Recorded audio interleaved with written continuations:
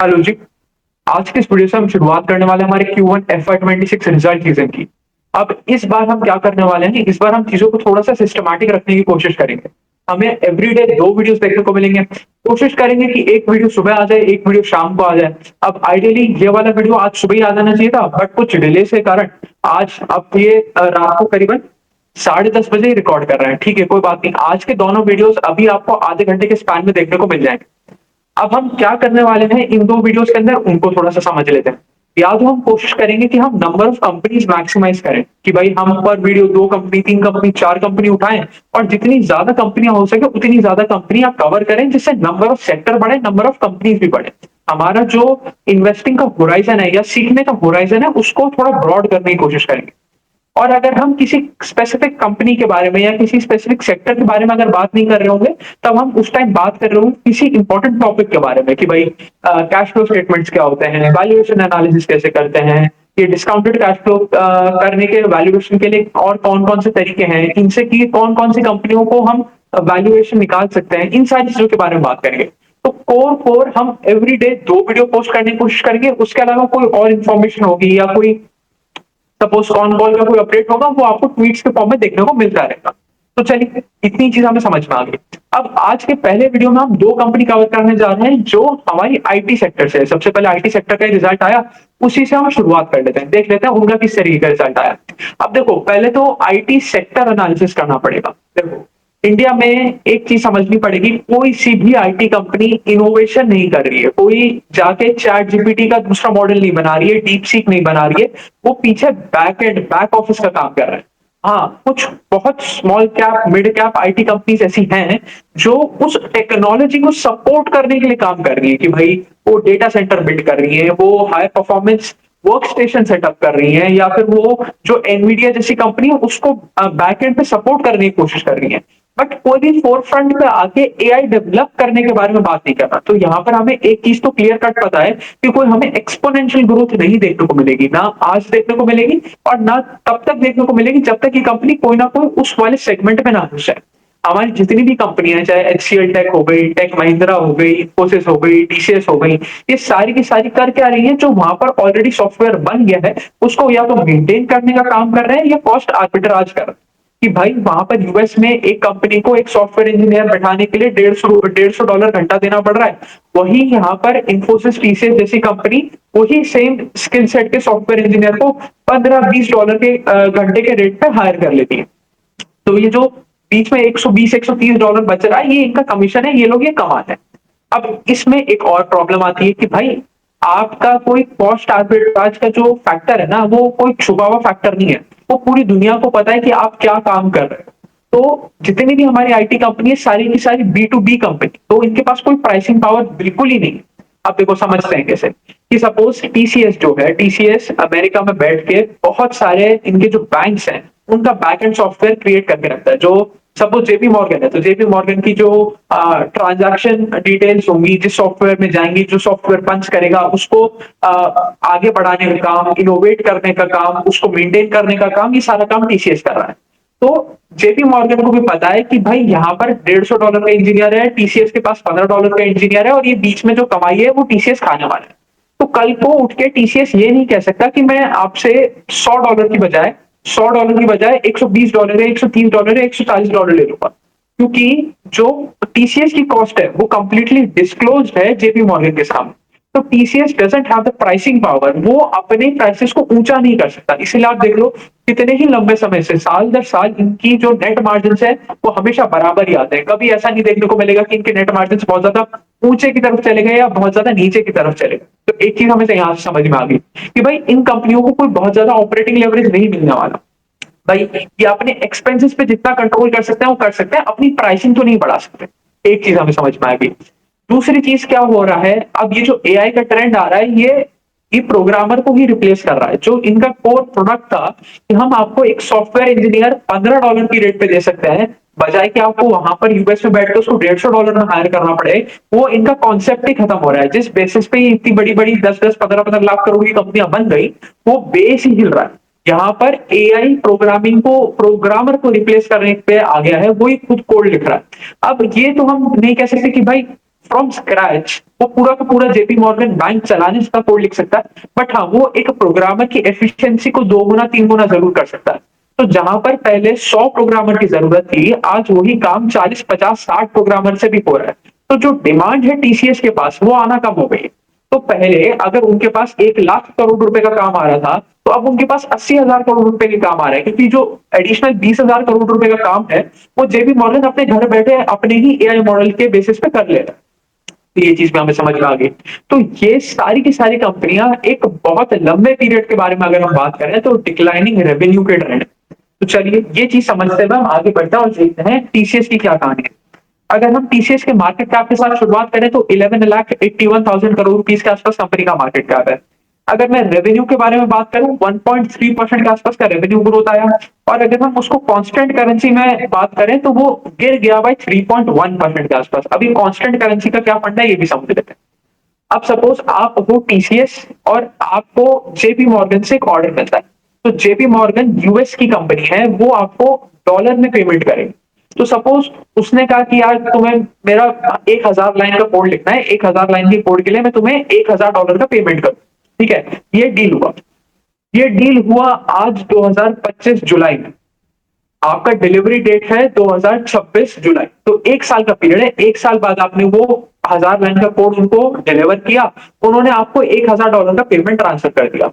But जब ये deal sign हुई थी तब डॉलर टू रुपी का जो इक्वेशन था वो इस तरीके का था कि आपको $1 के बदले में 85-86 रुपीज मिलते हैं। बट 1 साल बाद वो सिचुएशन चेंज होके $1 के बदले में 95-96 रुपीज मिलने लग गए। तो जिस दिन कंपनी ने सेल बुक किया था, जिस दिन कंपनी का डील हुआ था, उस दिन कंपनी को 85,000 रुपीज का रेवेन्यू आना चाहिए था। बट जिस दिन उनके बैंक अकाउंट में पैसा आया जो $1,000 आया, बट जब उन्होंने उसको आईएनआर में कन्वर्ट कराया अगले साल, तो वो 85,000 के बजाय 95,000 मिल गया। तो वो जो एडिशनल 10,000 रुपया मिला, वो उसमें टीसीएस की कोई मानता नहीं है, उसमें टीसीएस की कोई भी कलाकारी नहीं है, उसमें टीसीएस ने अपने ऑपरेशंस में कोई एफर्ट नहीं डाला। वो टीसीएस को करेंसी फ्लक्चुएशन का फायदा मिल गया कि रुपया डेप्रिशिएट कर गया against dollar. Therefore, the TCS earned 1,000 more rupees in comparison to the deal value. ये चीज हमें समझ में आ गई। तो हमें देखना चाहिए कांस्टेंट करेंसी में कि करेंसी फ्लक्चुएशन हटा दो। करेंसी फ्लक्चुएशन में आपने कुछ नहीं किया, करेंसी फ्लक्चुएशन हटा के आपका रेवेन्यू ग्रोथ कितना है। तो वो टीसीएस का गिर गया बाय 3.1%, जो बहुत ही बुरा नंबर है। मतलब आपका साल दर साल बेसिस पे अगर आपका रेवेन्यू गिर रहा है, आपका Q1 ओवर Q1 रेवेन्यू गिर रहा है, तो कैसे ही काम चलेगा, आप कैसे आगे बढ़ोगे। चलिए जी, ये समझ में आ गया। उसके बाद अगर हम पैट के बारे में बात करें तो पैट इनका 6% के आसपास से बढ़ गया। इनका नेट मार्जिन जो हमने स्टार्टिंग में बात करी थी कि B to B service based companies है, तो इनके पास कोई एडिशनल सोर्स नहीं है अपना मार्जिन बढ़ाने का। तो आप देखो टीसीएस का मार्जिन बहुत लंबे समय से, आप देख लो पिछले 5-6 साल से इनका मार्जिन वही 20% के आसपास है। वो कभी गिर के 19% हो जाता है, कभी बढ़ के 20.5% हो जाता है, 21% हो जाता है। तो इट रेंजेस बिटवीन 19 टू 21, ना इससे ऊपर जाता है ना इससे नीचे आता है, क्योंकि सामने वाली कंपनी को भी पता है यार इसकी कॉस्टिंग क्या है, मैं इसको एक्स्ट्रा पेमेंट क्यों करूं। तो ये चीज हमें यहाँ से भी देखने को मिल रही है। चलिए अगर हम इनका मार्केट शेयर देखने जाए कि भाई इनका जो रेवेन्यू आ रहा है वो कौन सी ज्योग्राफी में से आ रहा है और कौन से सेगमेंट में से आ रहा है, उसको थोड़ा सा समझने की कोशिश करते हैं। तो अभी भी देखने जाए तो north America still holds the highest share with 48.7% the revenue. मतलब आधा revenue 50% of the revenue comes from the US, या हम कह लें यूएस और कनाडा को मिला के आ रहा है। पर वहां पर हमें 2.7% के आसपास का डीग्रोथ देखने को मिला। अब ये हुआ क्या, इसके बारे में हमने शुरुआत में बात करी थी कि भाई वहां पर जो एआई रेवोल्यूशन आ रहा है वो उन कंपनीज की इनहेरिट कॉस्टिंग कम कर रहा है। देखो हुआ क्या, भाई कंपनी को पता था मैं $150 में हायर कर रही हूँ, टीसीएस $15 में हायर कर रहा है, $15 में हायर करके मेरे को $40-50 का बिल कर रहा है। तो जहां मेरे को $150 पे करना था वहां पर मैं टीसीएस को $50 पे कर रही।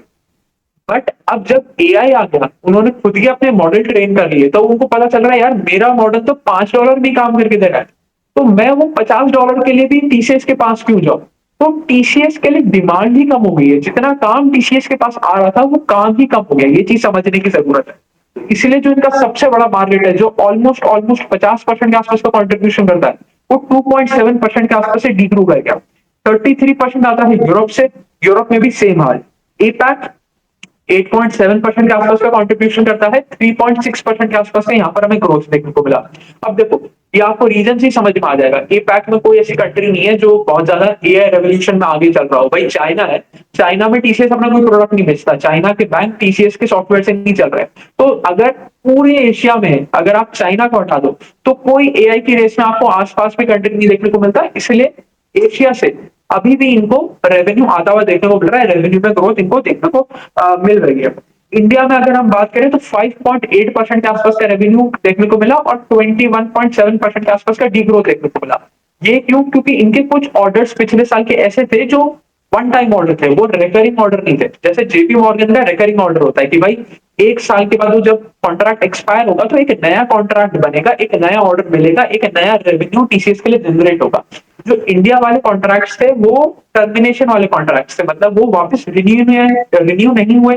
इसकी वजह से इनको कोई एडेड बेनिफिट देखने को नहीं मिला, इसलिए यहाँ पर हमें डिग्रोथ भी देखने को मिल रही है। चलिए, ये चीज भी हमें समझ में आ गया। उसके बाद अगर हम डोमेन स्पेसिफिक बारे में बात करें तो बैंकिंग एंड फाइनेंशियल सर्विसेज 32% के आसपास का कंट्रीब्यूशन करते हैं और कंज्यूमर बिजनेस 16% के आसपास का कंट्रीब्यूशन करता है। तो ये थे हमारे top 2 contributors in terms of domain. अब देखो, अगर हम थोड़ी सी और बात करें तो जो हम स्टार्टिंग में चीज बता रहे थे कि भाई जो ऑर्डर वैल्यू है वो कम हो रही है, कि जेपी मॉर्गन इनके पास आ रहा है बट कम ऑर्डर वैल्यू पे आ रहा है। वो चीज हमें इनके क्लाइंट ऑर्डर वैल्यू से भी पता लगती है कि भाई पहले जो 500 बिलियन प्लस के जो ऑर्डर्स थे, 500 बिलियन प्लस वाले या 1 बिलियन प्लस वाले जो ऑर्डर्स थे, उनकी क्वांटिटी कम हो गई है, उनका क्वांटम कम हो गया है। जैसे अगर मैं आपको एक स्पेसिफिक नंबर बताएं तो जो 500 प्लस मिलियन डॉलर वाली बकेट है वो ऑलमोस्ट ऑलमोस्ट आधी होगी। बल्कि क्या हो रहा है, जो छोटे टिकट साइज की बकेट है वो बढ़ रही है। तो एक्चुअली वो क्या रहा है, जो पहले जेपी मॉर्गन 1 लाख करोड़ रुपए का ऑर्डर दे रहा था, अब वो 1 लाख करोड़ का नहीं दे रहा, वो 50,000 करोड़ का ही दे रहा है। तो जो नीचे छोटे वाली बकेट है उसमें तो हमें ग्रोथ देखने को मिल रही है, बट जो बड़ी वाली है वहां पर डी ग्रोथ है। तो एक्चुअली हुआ क्या है, जो ऊपर महंगी वाली बकेट थी, महंगी वाली बकेट से कॉन्ट्रैक्ट हट के सस्ती वाली बकेट में आ गई। ये चीज हमें समझनी पड़ेगी। चलिए जी, ये चीज भी हो गया। उसके बाद एक चीज हम और ट्रैक करते हैं आईटी कंपनी में, जो हो गया हेड काउंट। अब देखो, हेड काउंट उस दिन मैटर करेगा जिस दिन इंडस्ट्री में ग्रोथ आए, कि भाई overall IT industry is growing at 20-25%। जब 25% से आईटी इंडस्ट्री ग्रो करेगी उस दिन हम देखेंगे यार टीसीएस किस रेट पे ग्रो कर रहा है। बट जब समझ में आ रहा है कि पूरी की पूरी इंडस्ट्री का ही भट्टा बैठा हुआ है तो टीसीएस उसको कुछ एडिशनल काम तो कर नहीं सकता, ये चीज हमें समझना पड़ेगा। फिर भी अगर हम देखें तो 1% के आसपास का इंक्रीज आया और 6,13,000 के आसपास का इनका एम्प्लॉय काउंट पहुंच गया। तो देखो, employee count is as good as equal to the revenue growth they are aiming eight.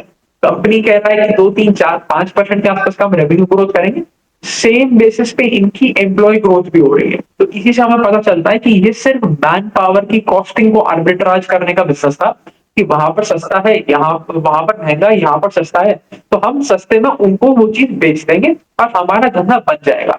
But अब ये पूरा का पूरा बिजनेस मॉडल ही खतरे में पड़ रहा है क्योंकि एआई आ रहा है। तो ये चीज हमें समझना पड़ेगा। चलिए, अब आ जाते हैं हम अपनी अगली कंपनी पर। अगली कंपनी में टाटा ग्रुप की कंपनी का नाम है टाटा एलेक्सी। अब टाटा एलेक्सी और टीसीएस में क्या फर्क है? दोनों आईटी कंपनी है, बट जो टीसीएस है वो बैंकिंग एंड फाइनेंशियल सर्विसेज की तरफ ज्यादा इंक्लाइंड है, वर्सेस जो टाटा एलेक्सी है वो ऑटोमोबाइल्स की तरफ ज्यादा इंक्लाइंड है। कि भाई जब आप अपनी हुंडई की गाड़ी में, जो मारुति की गाड़ी में, जो और किसी भी कंपनी की गाड़ी में जो आप इंफोटेनमेंट सिस्टम देखते हो, उसके अंदर जो सॉफ्टवेयर चल रहा है वो कौन बना रहा है? वो टाटा एलेक्सी बना रहा है। तो Tata Elxsi is more towards automobiles and TCS is more towards आपका बैंकिंग एंड फाइनेंशियल सर्विस। ये चीज हमें समझ में आ गई। अगर हम टाटा एलेक्सी के बारे में बात करें, 37,800 करोड़ रुपीज के आसपास कंपनी का मार्केट कैप है। रेवेन्यू ग्रोथ के बारे में बात करें, -3.7% के आसपास का। और अगर उसको हम कांस्टेंट करेंसी के टर्म्स में ले आए तो कांस्टेंट करेंसी में तो चीजें और भी बेकार हो रही है। 5-6% के आसपास का हमें नेगेटिव डी ग्रोथ देखने को मिल रहा है। तो यहाँ तो टीसीएस से भी ज्यादा बुरी हालत है। अगर हम इनके पैट मार्जिन देखें, इनके पैट मार्जिन भी गिर रहे हैं। तो पहले ये ऊंचे दाम पे अपना प्रोडक्ट बेच पा रहे थे, अब वो नहीं हो पा रहा। और उसका एक ही रीजन है, इनका डीमर्जर। जो इनका एक एक मतलब घर का ग्राहक था जो टाटा मोटर्स था, तो टाटा मोटर्स भी अपने मार्जिन बढ़ाने के लिए इस कंपनी को कम रेट पे, मतलब कम मार्जिन वाली कॉन्ट्रैक्ट्स देने लगे। पहले क्या हो रहा था कि टाटा ग्रुप की इंटरनल कंपनी थी, टाटा के सारे ऑर्डर इसी को आते थे और अच्छे मार्जिन के साथ आते थे। बट अब वो टाटा के मार्जिन वाले ऑर्डर्स आने बंद हो गए हैं, जो टाटा ग्रुप है वो भी, जो टाटा मोटर्स है वो भी इसको अब कम मार्जिन वाले ऑर्डर ही दे रहा है। तो इनके लिए दोनों तरफ से प्रॉब्लम ही आ रही है कि ना तो जो एक्सटर्नल मार्केट है वो अच्छा कर रहा है, और जो घर का अपनी कंपनी थी, जो घर का कंपनी रेवेन्यू दे रहा था, उसने भी अब रेवेन्यू में कंजूसी करना शुरू कर दिया कि उतना मार्जिन हमें बनाने नहीं देता। तो ये चीज हमें समझने की जरूरत है। तो इनके मार्जिन जो है कंटिन्यूस डिक्लाइन है। ऐसा नहीं है कि और ज्यादा डिक्लाइन करेंगे या करते ही रहेंगे, ये ऐसा नहीं है कि अनंत काल तक ये चीज चलेगी।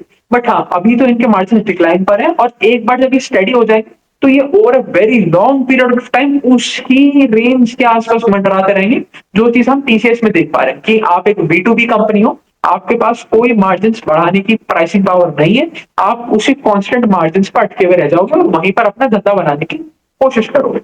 चलिए जी, ये चीज हो गई। उसके बाद अगर हम देखें तो कंपनी का जो पैट है वो 21.6% के आसपास से गिर गया, मतलब और भी ज्यादा हालत खराब है। अगर हम इनका ज्योग्राफिकल सेगमेंटेशन देखें तो 39.5%, almost almost 40% revenue comes from Europe. उसके बाद 30% अमेरिका से आता है, 20% इंडिया से आता है, और remaining 10% rest of the world, छोटी छोटी कंट्रीज में से हमें आता हुआ देखने को मिलता है। अगर हम इनके बारे में बात करें तो इनके साथ एक और समस्या होगी, इनकी आइटरेशन की प्रॉब्लम भी सामने आई कि भाई इनके पास जो एम्प्लॉय है वो टिक नहीं रहा। इनका जो एम्प्लॉय है इनको छोड़ के जा रहा है, दूसरी कंपनी में स्विच कर रहा है, तो इनके लिए जो हायरिंग कॉस्ट है वो भी ऑन द हायर साइड है। ये चीज में हमें समझना पड़ेगा। तो आप कर क्या रहे हो, आप मैन पावर की कॉस्ट का आर्बिट्राज कर रहे हो, और आपकी मैन पावर ही आपको छोड़ छोड़ के जा रही है। मतलब आप 100 बंदे भरते हो, 100 में से 50 छोड़ के चले जाते हैं, आप उनका फुल यूटिलाइजेशन नहीं कर पाए जितना आपको यूटिलाइज करना था। ये चीज भी हमें समझना पड़ेगा। अगर हम हेड काउंट के बारे में बात करें तो इनका हेड काउंट गिर गया बाय 8%। मतलब क्या ही, मतलब कैसे करोगे आप काम जब आप, आपका रॉ मटेरियल देखो, अगर अगर अच्छा एक स्टील पाइप बनाने वाली कंपनी के बारे में बात करें तो जिस दिन वो कहेगा कि यार मैं स्टील पाइप बनाने के लिए ज्यादा लोहा खरीद रहा हूँ, ज्यादा जिंक खरीद रहा हूँ, ज्यादा एल्यूमिनियम खरीद रहा हूँ, उस दिन आप क्या पाओगे कि इसके आगे आने वाले रेवेन्यूज भी बढ़ने वाले हैं। वहीं जब वो कहेगा कि यार मैंने पिछले क्वार्टर में 1,000 किलो का लोहा खरीदा था, अब मैं 500 किलो का ही खरीद रहा हूँ, तो आप उससे रेवेन्यू के इंक्रीज की उम्मीद भी नहीं लगा सकते। आपको पता है कि जब रॉ मटेरियल ही कम खरीद रहा है तो फिनिश्ड आउटपुट का रेवेन्यू ज्यादा कैसे हो सकता है। सेम केस यहाँ पर है। जब आपको पता ही चल रहा है कि आप कॉस्ट आर्बिट्राज कर रहे हो और आपकी मैन पावर ही कम हो रही है, तो आप आगे चल के रेवेन्यू ग्रोथ की गाइडेंस दे भी कैसे सकते हो, और आप ऐसा अजम्पशन भी कैसे कर सकते हो एज अ शेयर होल्डर। तो ये दोनों ही चीजें इस कंपनी के साथ हो रही हैं, और मतलब बहुत ही बुरा हाल है यहाँ तो, बिल्कुल बैंड बजा पड़ा है।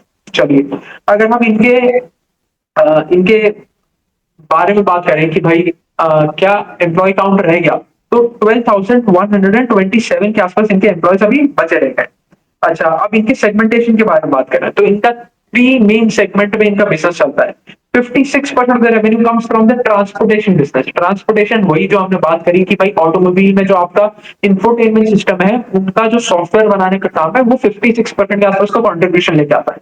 वहां पर हमें 5.3% के आसपास का डीग्रोथ देखने को मिला। 31% आता है हमारा मीडिया एंड कम्युनिकेशन में से, वहां पर हमें 13% के आसपास का डीग्रोथ देखने को मिला। और फिर 12% हमारा आता है लाइफ साइंसेज वाले सेगमेंट में से, जो हमारी मेडिकल वाली कंपनी होती है, मेडिकल इक्विपमेंट वाली कंपनी होती है, उनके लिए जो सॉफ्टवेयर बनाने का काम करते हैं, वहां से आता है हमारा 12% ऑफ द रेवेन्यू, और वहां पर भी हमें 13.5% के आसपास का डीग्रोथ देखने को मिला। अब थोड़ा सा अगर कंपनी के गाइडेंस के बारे में बात करें तो कंपनी कहता है देखो H1 में तो कोई चांस ही नहीं है कि हम कुछ ढंग का कर पाए। H2 में शायद ग्रोथ रिटर्न कर सकती है, और ग्रोथ का मतलब ये नहीं है कि 25-30% का ग्रोथ कर लेंगे। ग्रोथ का मतलब ये है कि हम डी ग्रोथ शो नहीं करेंगे, हमको एक पॉजिटिव नंबर लेके आएंगे। हम आपके सामने ये नहीं कहेंगे कि हमें कांस्टेंट करेंसी बेसिस पे 6% के आसपास का रेवेन्यू में डी ग्रोथ हो गया, हम शायद 2, 4, 5%, 7% के आसपास का ग्रोथ दिखा पाए। तो बहुत बुरी स्थिति है, बहुत ही बुरी स्थितियां हैं कि अगर आप पूरे साल भर में भी ये नहीं कह पा रहे कि हमारा डबल डिजिट रेवेन्यू ग्रो हो पाए। अच्छा, अब चलिए थोड़ा सा बात कर लेते हैं इनके वैल्यूएशन के ऊपर, क्योंकि ये बहुत इंटरेस्टिंग चीज है। TCS is currently trading at 24 P के आसपास, and Tata Elxsi is trading at 51 P के आसपास। अब ये कंपनियां उस राह पे आ गई है कि ये इटर्नल डिक्लाइन की तरफ है, कि अगर ये आज के दिन को इनोवेट नहीं करेंगे कि भाई टीसीएस अपना खुद का एक एलएलएम मॉडल बनाए और कुछ चैट जीपीटी जैसा सोल्यूशन लेके आए जिसकी प्रोबेबिलिटी ऑलमोस्ट ना के बराबर है, अगर टीसीएस ऐसा नहीं करता तो इनका रेवेन्यू तो साल दर साल घटते ही जाने वाला है। इनको बाहर की कंपनियों से उतना ऑर्डर नहीं आने वाला है, ये अपने रेवेन्यू में ग्रोथ शो नहीं कर सकते। तो अगर हम देखें कि भाई पैट टर्म्स में देख लेते हैं कि भाई आपका 4-5% के आसपास का पूरे साल में आपको करेंसी की वजह से ग्रोथ देखने को मिल जाएगा। 1-2% के आसपास की आप एफिशिएंसी निकाल पाओगे। तो आप 5-6% के आसपास का ग्रोथ कर सकते हो, उससे ज्यादा ग्रोथ नहीं कर सकते। तो 6% ग्रोथ के लिए आप 24 का पी दे, तो मतलब एस्ट्रोनॉमिकल वैल्यूएशन, मतलब ये उतना ही बुरा है कि आप एक 1000 पी की कंपनी खरीद लो जिसका ग्रोथ 20%। तो ये as good as similar situation है, मतलब बहुत ही बुरा हाल है। ये इस स्पेस पे अगर इसकी ग्रोथ कांस्टेंट हो जाती है, ग्रोथ में मतलब 1%, 2%, 3% का ग्रोथ आ रहा है, तो आपको 24 साल लग जाएंगे अपना पैसा रिकवर करने में। मतलब इंडियन आईटी स्पेस स्पेसिफिकली अगर हम लार्ज कैप के बारे में बात करें, बहुत अच्छी स्थिति नहीं है। और उससे भी दयनीय स्थिति हमें देखने को मिल रही है टाटा एल्क्सी के साथ। Tata Elxsi is currently trading at 51 P, मतलब उससे भी डबल पी, और ग्रोथ उतना भी नहीं है, 0.1% का भी ग्रोथ नहीं आ पा रहा है। तो आप इतना महंगा पी एक ऐसी कंपनी को देके बैठे हो जिसका कोई ग्रोथ की उम्मीद ही नहीं है। इस साल तो मैनेजमेंट ने आके बोल दिया कि भाई हमसे ना हो पाएगा, हम डबल डिजिट ग्रोथ भी नहीं कर पाएंगे, और उसका पी 51 के आसपास ट्रेड कर रहा है। तो देखो, जरूरी नहीं है कि महंगा कंपनी 100, 200, 300 के पी पे ट्रेड करे। एक 20, 30, 40 के पी पे भी ट्रेड करने वाला कंपनी बहुत महंगा हो सकता है। Everything is linked with growth. अगर आपका ग्रोथ आ रहा है, आपका सपोज 100% का ग्रोथ है, तो 100 का पी भी मैनेजेबल है। बट आपका ग्रोथ ही 2-3% है, तो आप 24 के पी पे भी बहुत महंगी कंपनी। तो ये चीज हमें समझनी पड़ेगी। तो चलिए अभी के लिए इतना ही रखते हैं। Thank you. इसके बाद आधा घंटे के अंदर अंदर ही आपको दूसरा आज का वीडियो देखने को मिल जाएगा। और फिर कल से कोशिश करेंगे कि एक वीडियो सुबह करें, एक वीडियो शाम को करें। अभी अभी के लिए इतना ही रखते हैं। Thank you.